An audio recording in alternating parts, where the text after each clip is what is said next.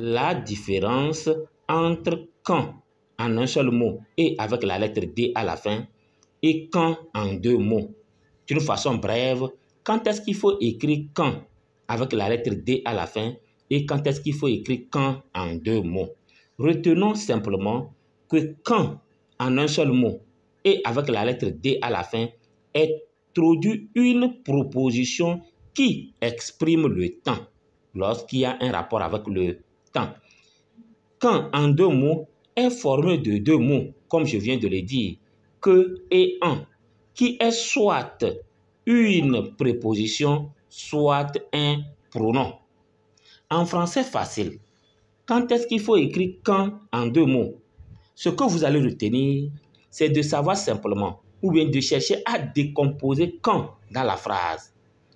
Une partie qui fait que et une partie qui fait en. Et vous reprenez votre phrase. Si votre phrase a un sens après cette décomposition, alors écrivez quand en deux mots, c'est-à-dire que en. Nous sommes d'accord? Essayons de nous exercer. On dit complète ces phrases par quand ou quand. Suivez-moi attentivement. On dit dans ce pays, il ne pleut ... hiver. On peut dire dans ce pays, il ne pleut que en hiver. La phrase a un bon sens. Alors, nous écrivons quand en deux mots. Suivez ici, ... Pensez-vous avoir fini? Ça, c'est une question. Alors, on dit, quand pensez-vous avoir fini? Est-ce qu'on peut dire que en pensez-vous avoir fini? Non.